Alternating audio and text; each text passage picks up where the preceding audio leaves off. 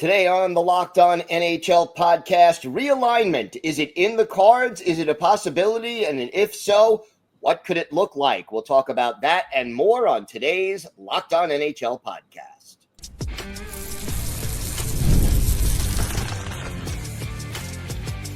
You're Locked On NHL, your daily podcast on the National Hockey League. Part of the Locked On Podcast Network, your team every day. Welcome, everybody, to the Friday edition of the Locked On NHL Podcast, part of the Locked On Podcast Network, your team every day. I want to thank everyone who makes Locked On NHL your first listen every day. Don't forget to subscribe on YouTube or wherever you listen to podcasts so you never miss an episode.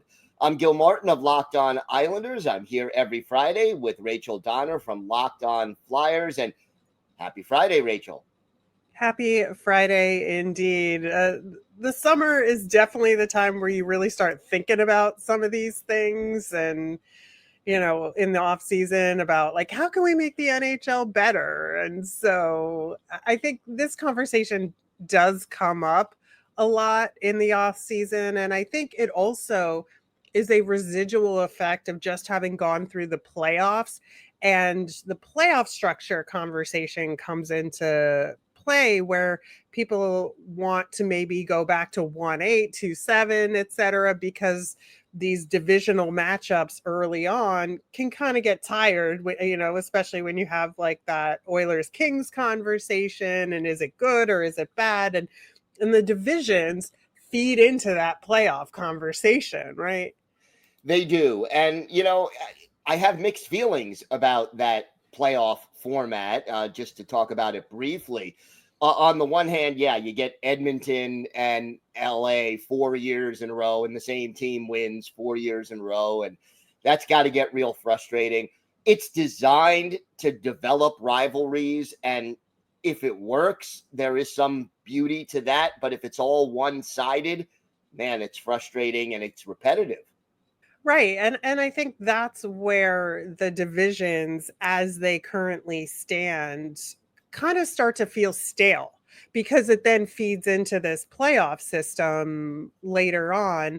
And I just feel like there's this almost just like vestigial thing about rivalries right now, where it's really that you have to play the games to develop the rivalries, but it's a kind of arbitrary, because if you end up playing the same teams a lot, it may or may not develop into those rivalries. I just think it feels so arbitrary, other than geography, how these teams are thrown together, right?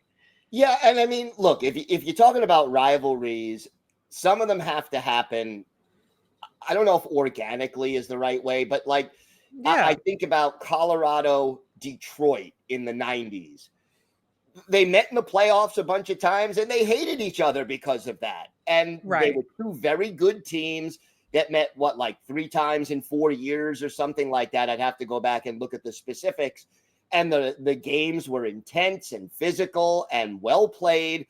And so that group of players developed a rivalry, even though geographically there is no connection between, Detroit, Michigan, and Denver, Colorado.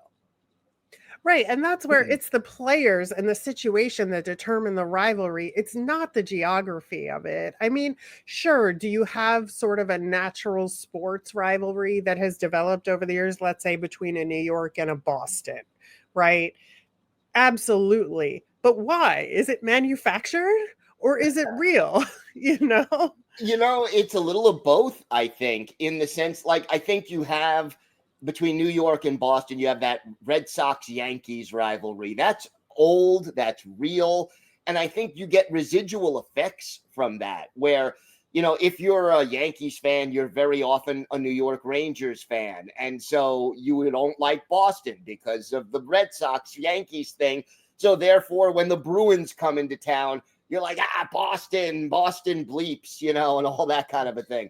So I think there is sort of a cross-sports aspect to some of these rivalries between cities that may not make sense on paper. Right. And I think the way the question comes up for me is when something comes along to upset the apple cart and you realize maybe it kind of is arbitrary in some ways, but we saw this in the bubble year, or when they were trying to finish out the regular season in the COVID year, right? Where we had the Canada division and then everybody else kind of got realigned a little bit in the US, and you saw some like different teams in there and you're like, oh, this feels good. So you had sort of the Metro division, but then you added Buffalo and Boston to the mix, and I think that added some extra flavor that maybe was missing there, right? Yeah, it was very good. And look, again, when you're putting together 4 divisions of 8 teams, which is what the NHL has now, you're not often going to find 8 teams that are cohesive and that everybody fits into the group. So, you may have 5 teams out of the 8 that these teams don't like each other. These teams are geographically close. These teams have a traditional rivalry. And then, for example, in the modern Metropolitan Division, you throw in Columbus. Well, what does Columbus have to do with New York, Philadelphia, Nothing. New Jersey, and Long Island? It really doesn't. Right. So, but you got to put Columbus somewhere, right? So, I mean, you're never going to have a perfect fit with 8 teams that, make sense to be together. It just, you're lucky if you get 4 or 5. Right. And that's what's interesting about what hockey is doing here versus, say, the NFL with the division setups here. Because to your point, I think an 8-team division is a lot. It's pretty heavy. And I understand, from a mathematical perspective, in terms of the schedule, it makes it easier for them to manage in terms of number of games in division versus conference versus the other conference. But that being said, the NFL has a much tighter divisional structure. And I think in some ways those rivalries are better, right? Well, yeah, because you see 3 other teams in the NFL twice a year, and that's the teams you have to beat to get to the playoffs. But in the NHL, it just, the way the playoff system works, if you had 8 divisions of 4 teams, I don't know if that would. And I think part of the other problem is, like, there were times when in division you played the other team 7 or 8 times back in the 80s. And there were, again, good points and bad points to that. But now with 32 teams in the league, if you're going to play every team a minimum of twice, there's not enough rivalry games to sort of fit in. You're facing like Islanders, Rangers, or, Flyers, Penguins is 3 or 4 times a year, which is not that much. Right. So really, they're not creating these divisional rivalries during the regular season. They're relying on the playoffs, right, to then accomplish what these regular season divisions are in theory supposed to do. And that's why I really think like the 8 teams, it's just too much in a lot of ways. It is. So if you were theoretically to go to 8 divisions of 4 teams, what do? The top 2 teams in each division make the playoffs? Or do you just have the division winners and then 4 wild cards within the conference? How do you break that down? Both are possibilities, right? Yes. That's when you then have those conversations, right? About how does this actually work? But if you want those tight geographical rivalries, that will help with, your travel costs and all of the practical, like realistic approach to this, I mean, that could be a lot of fun. And then you do have, I like your latter option where you have the division winners all get in and then it's wild card. Yeah. After that point, in terms, with tiebreakers and the whole thing. And then you just go strict 1-8 in the playoffs. Have at it. I think that's great. Yeah. Although, do you get one of the top 4 seeds for being a division winner, or is it just? Well, it could be just record based. That's true, but I think the division winner gets those top 4 spots. Okay, in my opinion. And then do you reseed or? Well, reseeding is a whole other conversation. Yes, it is. For the playoffs. It's not really like division focused. No. But I would say that there are advantages to breaking this out. And, we're going to talk about what could affect that, because what if there's not 32 teams? Right. Yes. That also can make it unbalanced in a lot of ways. But I would prefer smaller divisions with more games against the other 3 teams, let's say, in your division, just because of that will maintain some of those, LA Anaheim type rivalries where, you've got teams that are very close geographically, and instead of playing them 3 or 4 times, maybe you play them 5 or 6 times, and then, other teams that were in your division, maybe you only face them twice. Yeah, I mean, I do understand the league perspective in terms of you have to play everybody home and away at least once, because you need your superstars to visit a market at least once per season. So, this is certainly a challenge for the schedule makers, and we don't have all the answers here, but I do think there is something to be said for breaking up the 8-team division structure here. And even something as simple as this, think about it.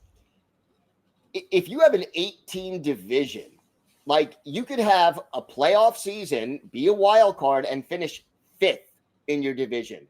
That doesn't sound exciting. No. You could make the playoffs and finish 2nd or 3rd in your division.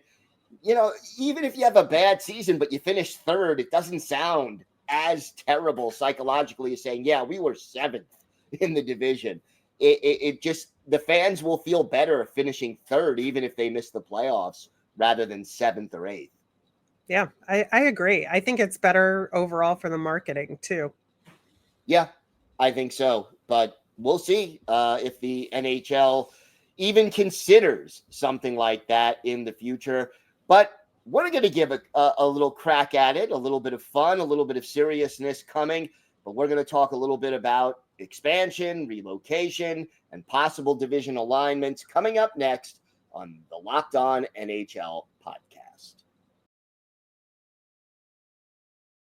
Have you ever decided at the last minute to head to a ball game with friends or family? Maybe it's game day. You suddenly realize you want to be in the stands, and that's exactly where Gametime comes in. It's the easiest way to grab those last minute tickets without the stress. The money you save on tickets, you can splurge on food, drinks, merch, or even have a bigger group come with you. Gametime makes buying tickets fast and simple. Prices on the app actually drop the closer you get to that first pitch, and they've got incredible last minute deals, clear seat views, and a lowest price guarantee that takes the worry out of buying.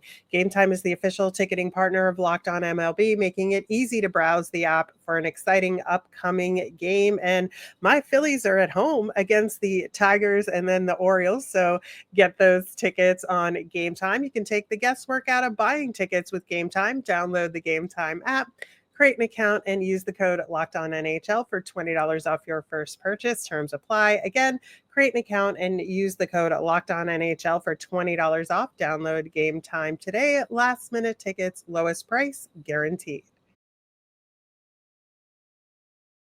So there have been rumblings about possible expansion. It's not coming right away, but, we've heard a couple of cities, U.S. cities for Canadian fans who want another team in Canada, and I still think Quebec City deserves another shot at the NHL. But they will probably never get it. That's well, a conversation for another day. Not as long as Gary Bettman is commissioner, I would say. But that is true.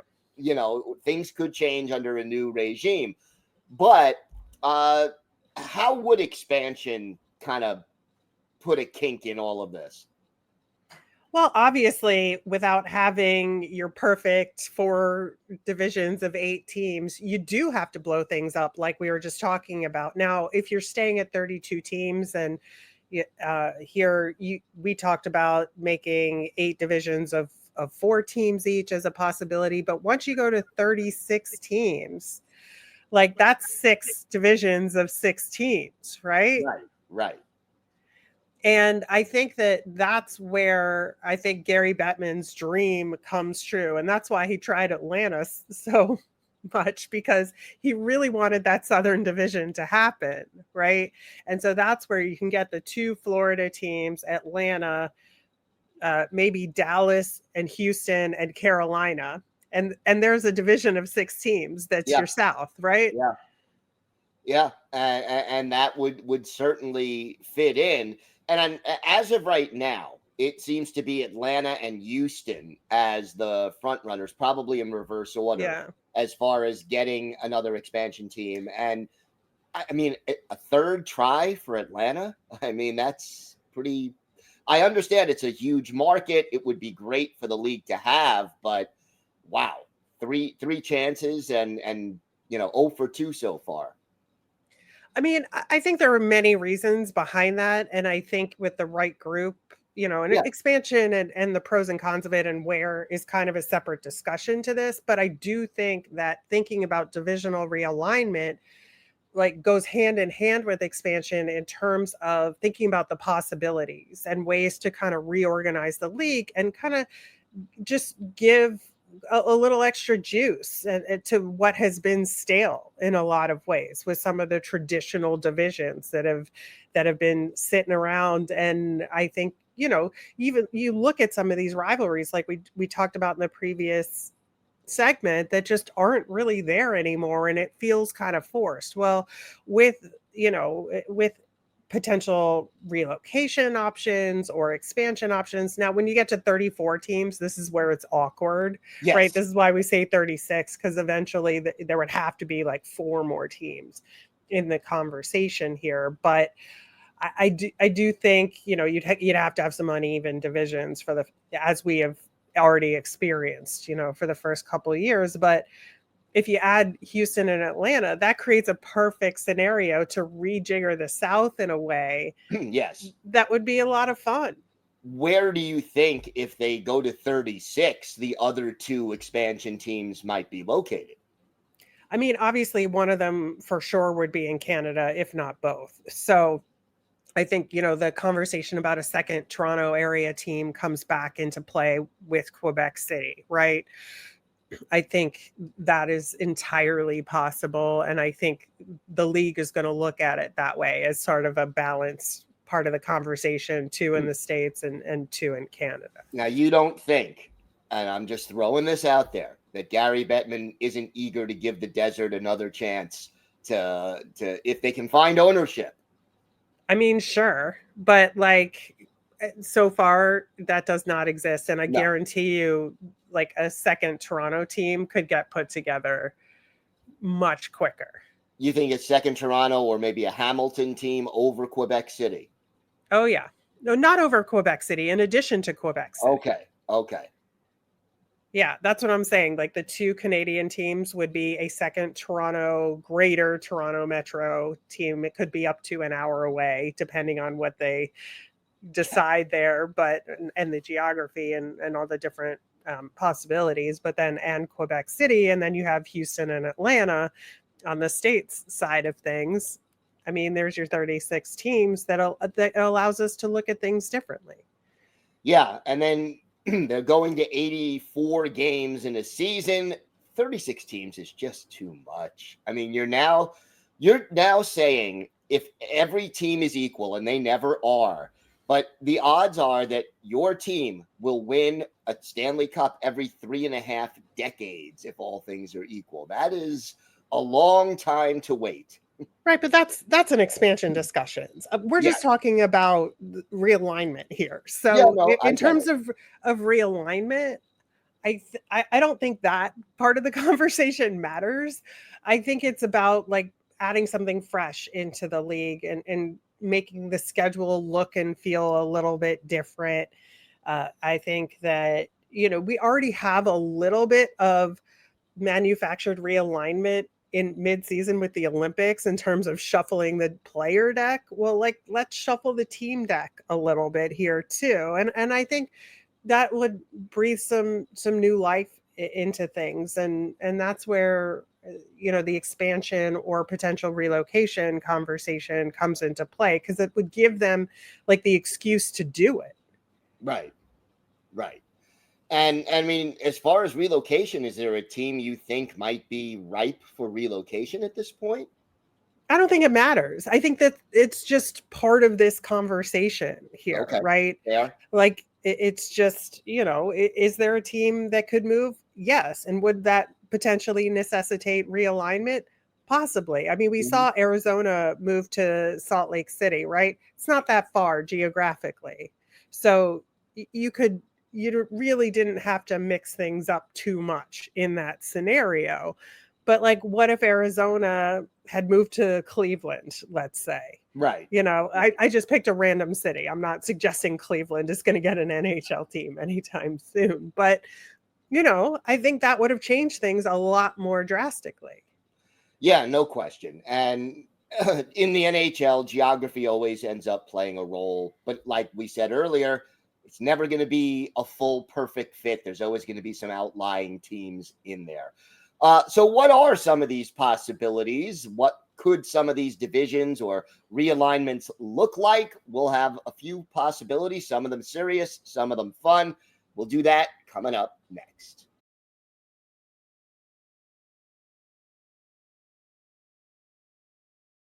So, Rachel, what do some of these realignment possibilities look like in your mind?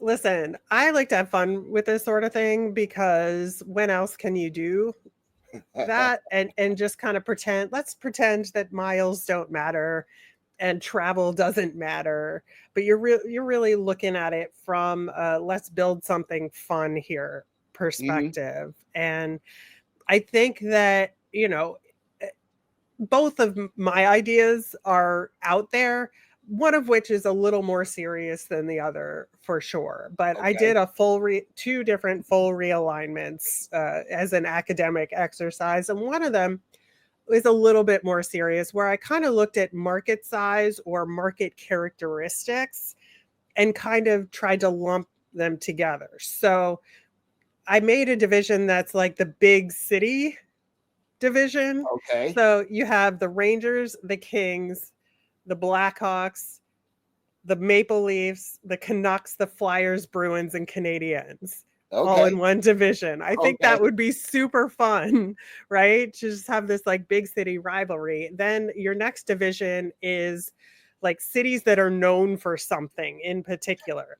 So that's where we have Nashville, Edmonton, Dallas, Vegas, Detroit, San Jose, Colorado, and Seattle. They each have like an identity to their city, right? So in terms of what they manufacture or industries, or like with Colorado, it's the ski mountains and the ski industry, all of that, right? Right. Then we have the small market, quote unquote, small market teams. Some of these are not like super small cities, but they're the kind of underdog small market cities. So that's where we have Utah, Columbus, Winnipeg, Calgary, Florida, Buffalo, Washington Capitals, which sounds crazy, but it's actually a really small city population wise, and Tampa Bay, right? But I do think like you have a good gamut of teams in there still. You do. Travel would be a little tricky, but you do.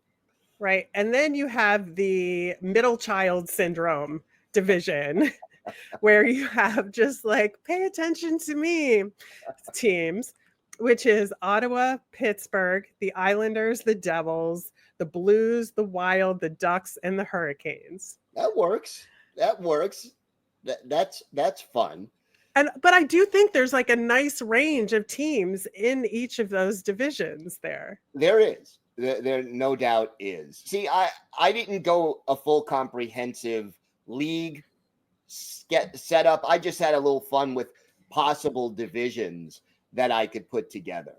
And like I did an all relocation division. Oh, great. Love that. So you have the Devils, the Hurricanes, the Jets, the Mammoth, the Avalanche, the Stars, and the Flames. That would be, one division of all teams that have already moved. I put together another potential division that I called the no-fly zone. just the Northeast I-95 corridor. You got to take a bus or a train. Devils, Flyers, Bruins, and Caps. You would almost not need to fly in that division. They could be sponsored by Amtrak or something. That's right. They could be sponsored by Amtrak, and they could have their meetings at Penn Station. But it's but yeah, I mean, to me that would be like just a fun little way to look at it. I have a division made up of teams that have never won a Stanley Cup. Buffalo, Ottawa, Columbus, Minnesota, Utah, Winnipeg, San Jose, Seattle, and Vancouver.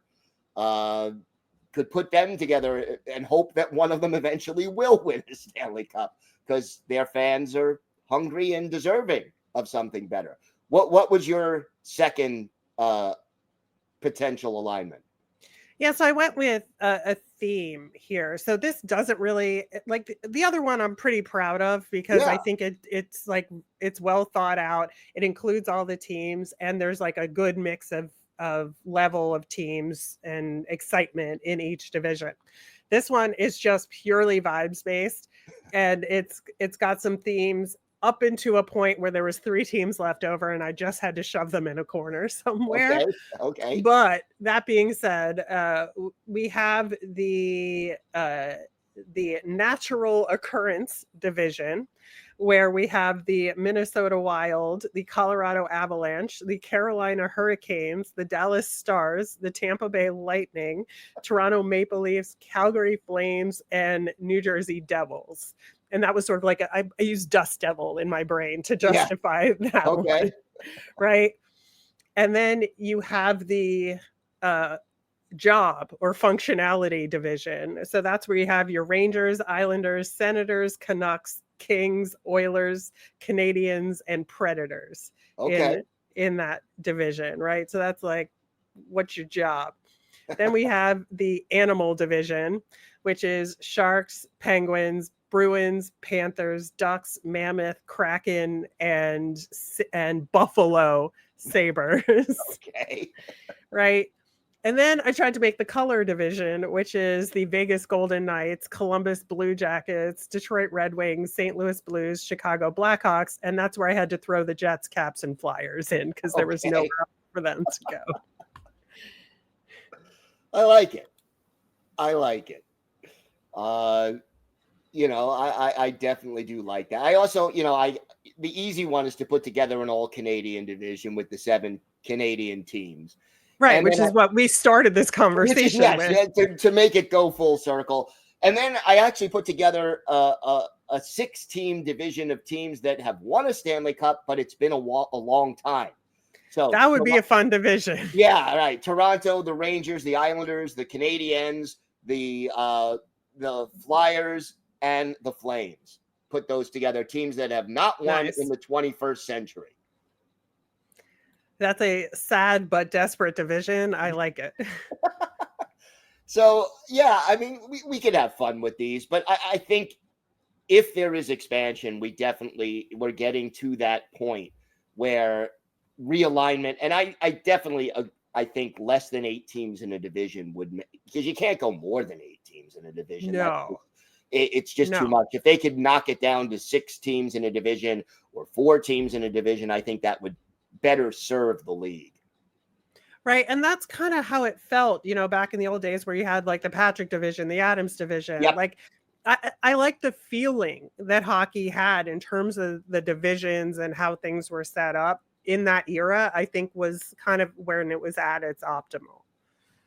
Yeah, I think so too. And, if you recall, at one point in the early 80s, they just did playoffs 1 through 16.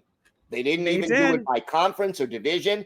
Best record, worst record in the playoffs, and you reseed after each round, and it worked. Although you didn't have the rivalries. You would have, the Islanders facing the Kings in an early round playoff series, or the Rangers facing the Blues. I'm going back to 1981 or 2. But it worked because you had fair, representation where the best teams were rewarded by playing the worst teams. Yeah. And I think, the divisions can support that in terms of creating the right atmosphere for the right teams to rise to the top. And that's why more divisions are better. Yes. Because you have more chances for teams to win divisions than 4, right? And so I think that ultimately having the regular season be better makes the playoffs better. It does. And it allows teams to hang more banners in the rafters. Oh, that too. That too. So, all right. Well, that's going to do it for us today. Rachel, you and Erica Eliala will be here tomorrow for the Women's Hockey Spotlight. I will be back on Monday interviewing 3 of our local hosts from around the league, discussing the biggest stories in the NHL. We're here Monday through Saturday on Locked On NHL, so hit the like button and subscribe so you never miss an episode. I'm Gil Martin on behalf of Rachel Donner. Thanks for listening to and watching the Locked On NHL podcast.